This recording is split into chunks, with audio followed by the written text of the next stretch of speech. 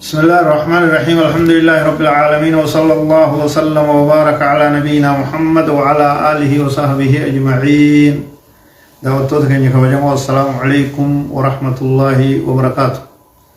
بغنا كان جراتن بغنا كان ترتن بغنا كان رفتن جنة أكما متدور رتي برئيسني سنبي سنت رسغنتا قمنا سغنتا داتي سودا واي مجلس الرواي رورا حسوينا مري علمائي حالا يرود آوان مجلس والقبطو بيكيسة ديما جرورا دبنا هنگر مسلمتا غنيات أكن وجه ترتن يالا في كبجانا سراسنا فيرا شير بدا ولي قودا ولي تدبرسا اتهرمات دايسن انجلنا بارك الله فيكم. أكما بيكا مغايرو مجلو خيسا حاجة جبتو حاسونا مهندا تاتي يرتو ويالي مراسة دبركنا كيسا واي مجلسا دم إسلام بيتين ياتي وان كان بل إنان كيسا قبوني حاسوينا وان هنگما إيجابيات وان حجتم وان أرقامسني لله وروان كان حجتي فولدور أوفي ترقام فجيسس أكسمت دبني غلط غلچنا غفو جرتسني إبسنا fuuldura yoo akkam ta'uu qabu waan jirullee yaada tilmaama lafa keenya irra deebinee hanga dhumaatti nu hordofaa isiniin jennaa jazaakumullahu khayran wa barakallahu fiikum. nama hedduu taaneetti haasoyna gamana kiyyatti ulamaa'ii du'aata ustaazota biyya tana wajji jirraa insha Allah ta'ala sheekheenya sheekh Jaabir irraa eegallaa mee sheekha ummata daawwattoota keenyaanis salaamtaa jaa cumaan haasawatti barra. بسم الله الرحمن الرحيم الحمد لله وحده والصلاة والسلام على من لا نبي بعده وبعد وبلون دقيفتوتا هردفوتا واي لما إسلاما بكما برباتي ستفتو كيساهو بيتينيا كعبوتي بياتي إفلالي واللالي ورين قرسي دقيفتا جرتن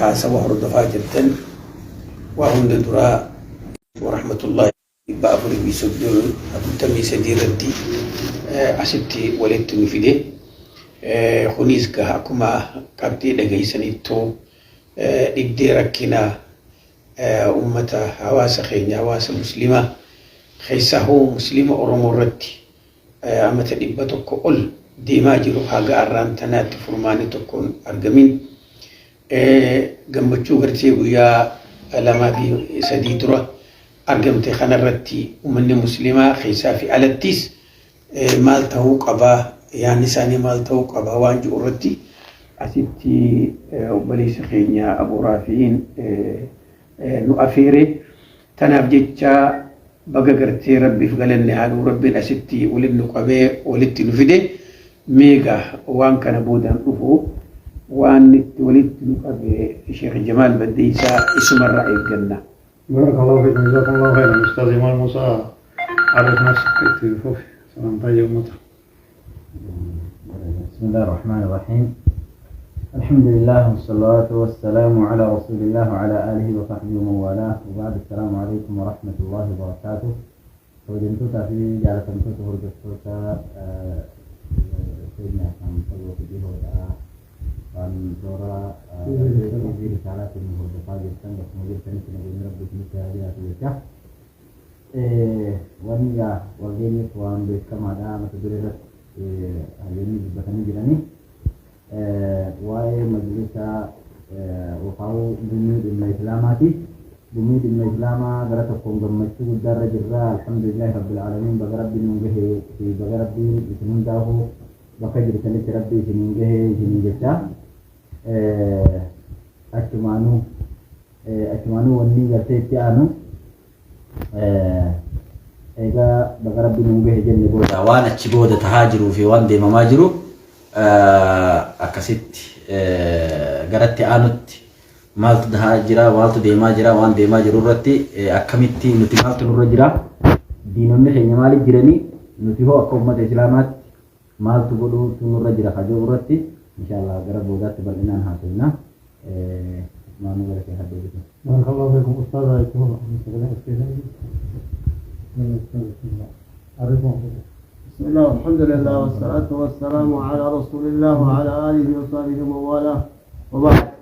السلام عليكم ورحمة الله وبركاته.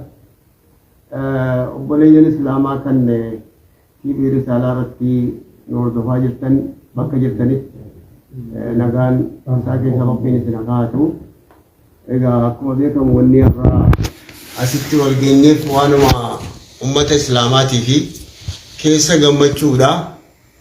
gammachuudha walgeenye dura dursoo mashaayikonni keenya ustaazonni keenya warri waan kanatti lappaatanii waan kana galmaan ga'uudhaaf amata 3-4 kana keessa itti lappaa turtan galatoomaa isiniin jenna. Rabbiin galata keessan jannataan isinii haa deebisu. Ergantan hagaa waanii ummanni islaamaadhaa waan gochuu qabu waan ta'uu qabu asumaan bal'inaan mashaayikota keenya irraa dhaggeeffannaa itti deebina. Barakallahu fiikum. Jazakumullahu khairan. Sagal inni jirti hin barreessan. Egaa ilaala. Sheer godhana. Barakallahu fiikum. Jazakumullahu khairan. Daawwattoota keenya sagantaa keenya tuufee Sheekh Hamiida amma ندخل في صلب الموضوع. تفتي جو هاسوينو في التسعينات مجلسني كونغا عمري إساقرا وقا شنتما ديمي جرا زمنا حاجي ثاني حبيب رحمه الله غافس قبصو دور أنجارمي أبتوك أمة إسلاما كبيرتين سنبكبو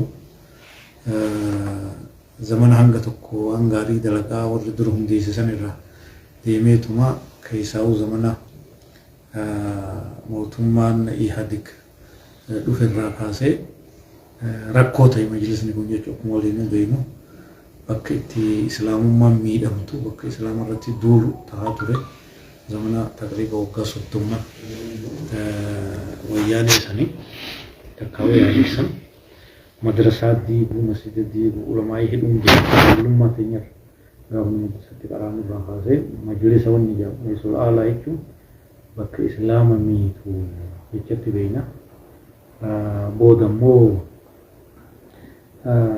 بك سياسة بك دبلت إيهادي كتوليس تاو توري نتلي ورا ركوني سي أكان إذا بيات وترايت ولا برا كمينغا يروح الدوتي برا موتما يادرسن مجلسني مسجد ديغا مدرسة جفا علماء كده يتمر أغيني غرّي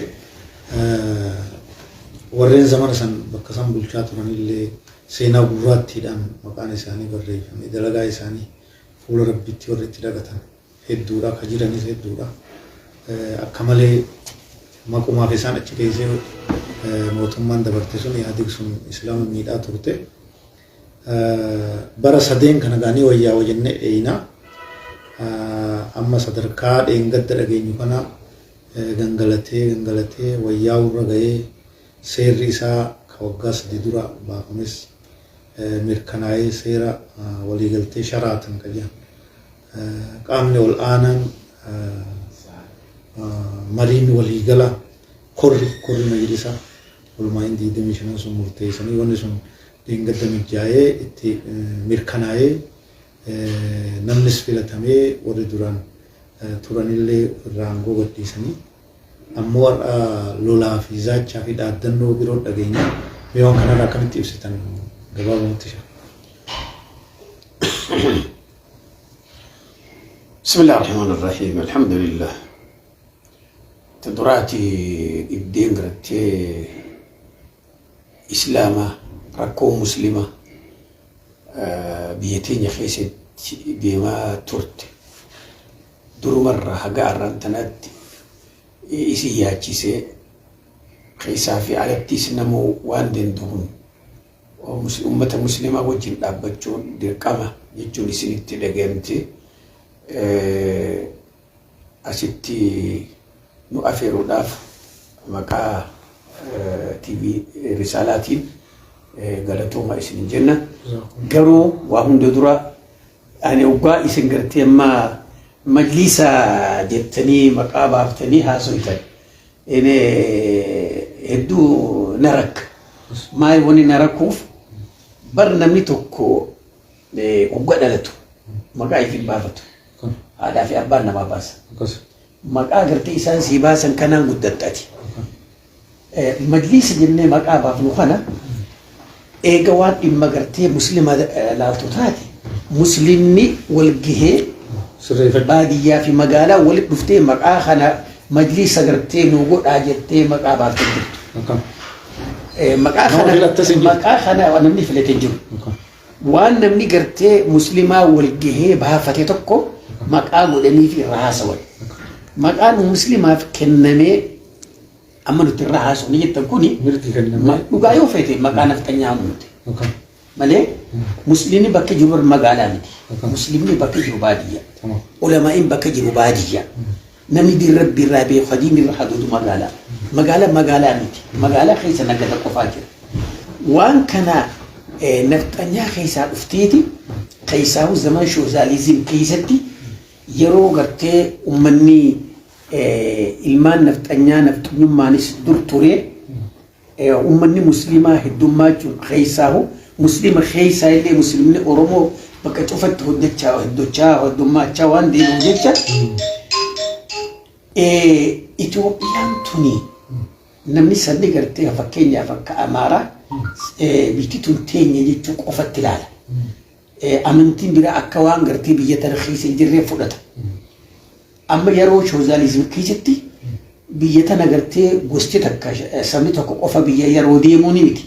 Sirri gartee zamana ekoonu amlaakirraa eegallee Teediroos Yohaannis Minilikiin irraa yeroo Haile Sillaaseen biyya harkaa qabu kana keessa deemaa jiru kun yeroo amma deemu wajjin deemu Haile Sillaasee kana fonqolchinee akkasitti biyya ummataaf gadhiifne biyyaan haa deemu jedhee warri shoozalizimiin deemu nama 120 lafa kaayyatee hanga gartee filmaanii dhufu Mangistuun Hayilemaariyaam duratti kunoo amanaan dhuunfaa warra tafariifaa isaan duratti amma xanaafuu fi warri gartee akka Mangistuu Hayilemaariyaam warra guyyaa keessaa mul'ate.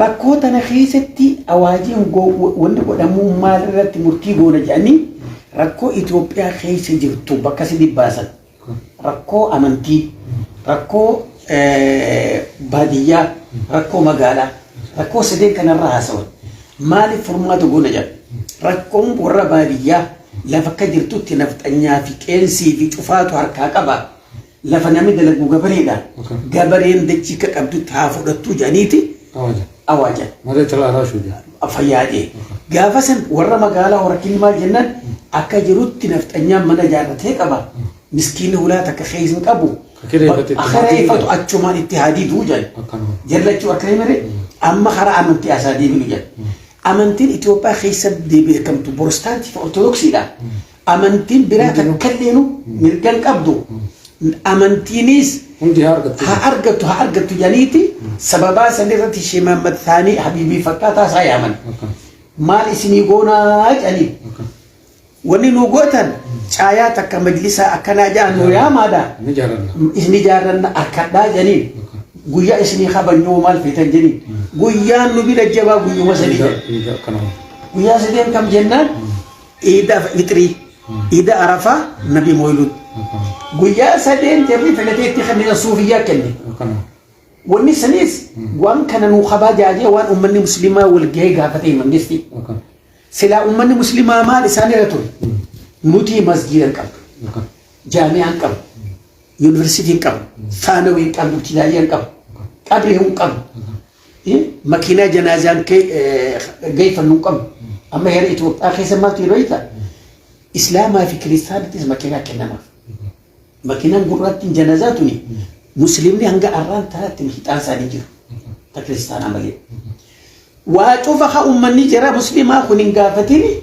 wahuma sadeen kana qofaa gaafatan sanirratti majlisni kun maqaa beeku ta duraatii majlisni waan mangistii keessaa dhufe malee waan ummata keessaa dhufe miti majlisni deemaa dhufe kun majlisa jennee fudhanneetu bakka ummata muslimaa bu'a jennee haasa'uun dogongora.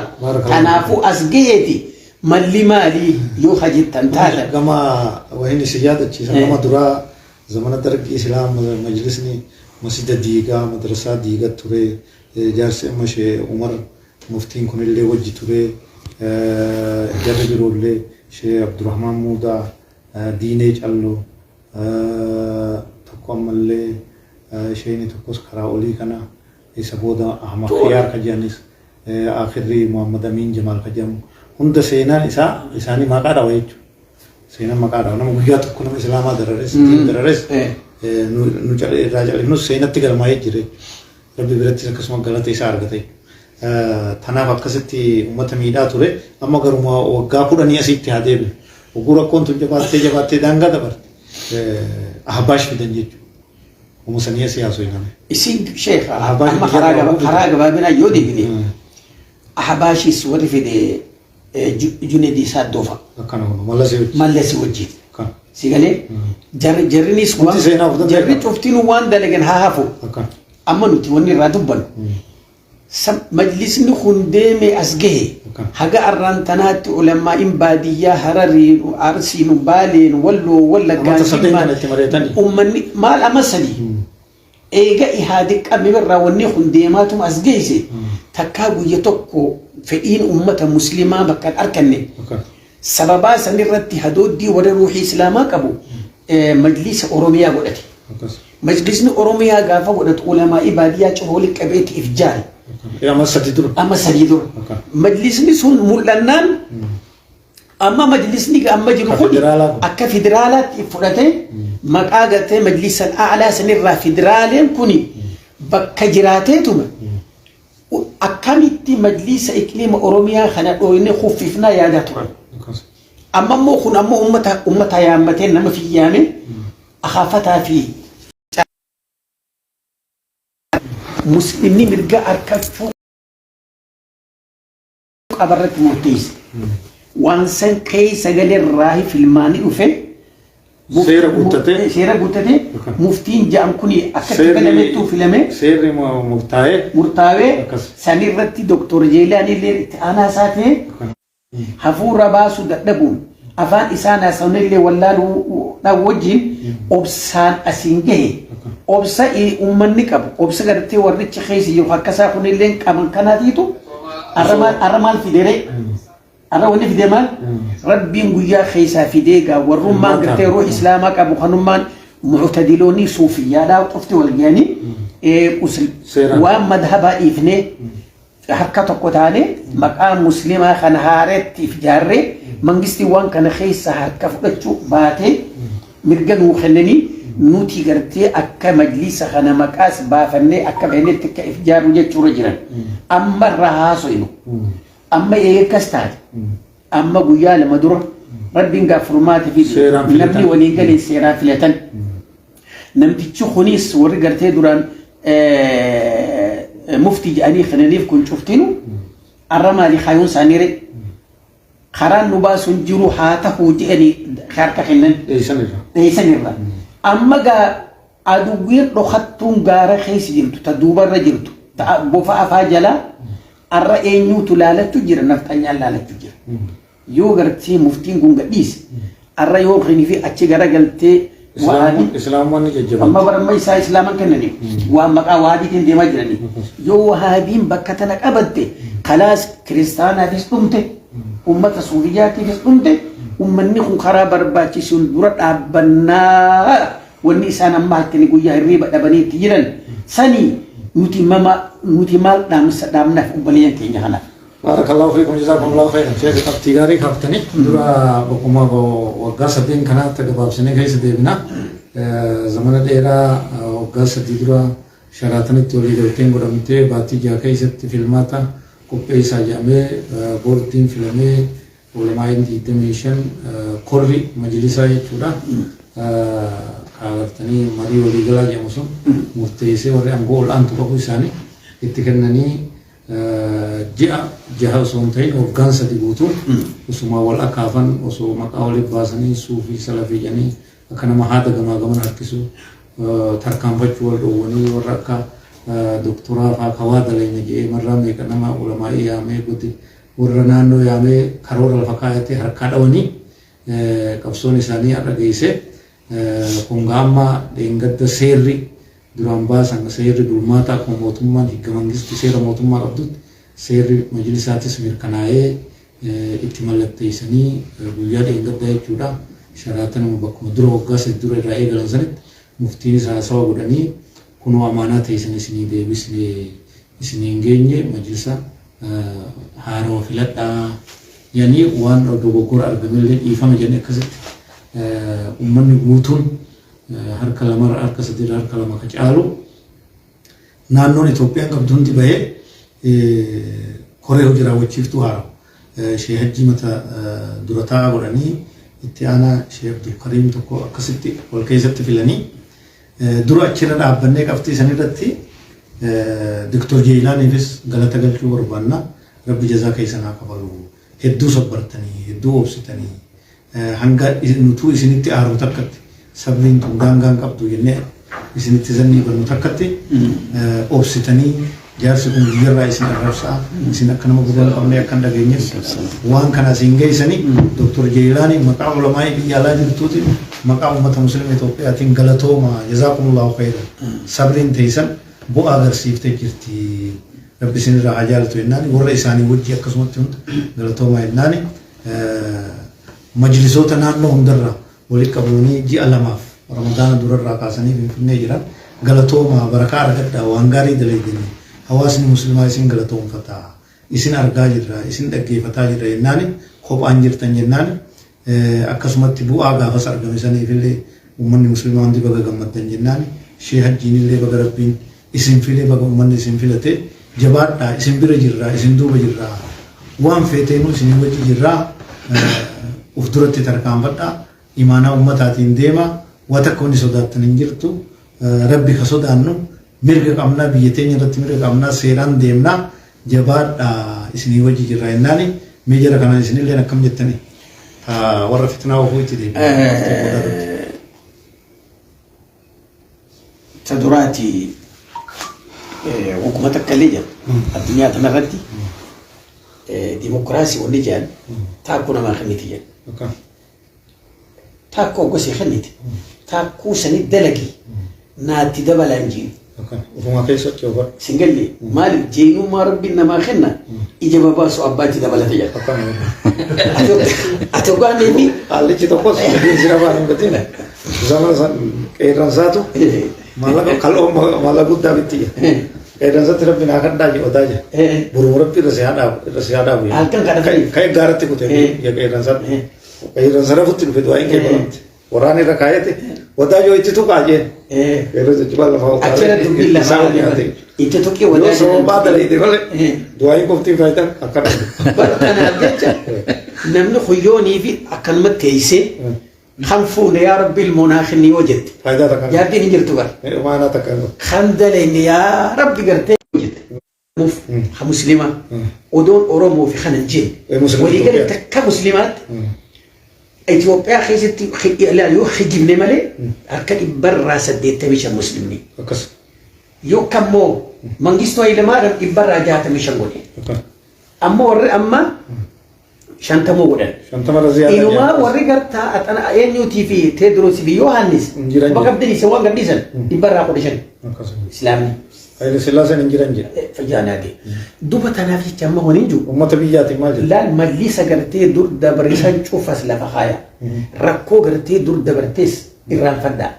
Arra bakka tana geenye baadiyyaarraa ol baanee kursii uummanni irra taa'u san gatteenye magarree duratti magaalumaa fi masgida keessaa muka jala qaraayisuu filanne dubbiin san nuun baaftu. Ulamaa jechuun baadiyyaa fi magaalaati. Arra eega bakka tana rabbi isin gee obsa qabaachuun isin irratti haa jiraatu. Hojiitti sen. Tokko san. Tana achi insha Allah rabbiin bira dhaabbataa nullee wajjin jirraa jennaan. Baarakallahu fiikum. Daawwattoota keenya kabajamoo kan keenya itti fufetti jira. Amma tokko tokkoon dhaamsa gabaabaa dabarsinaa.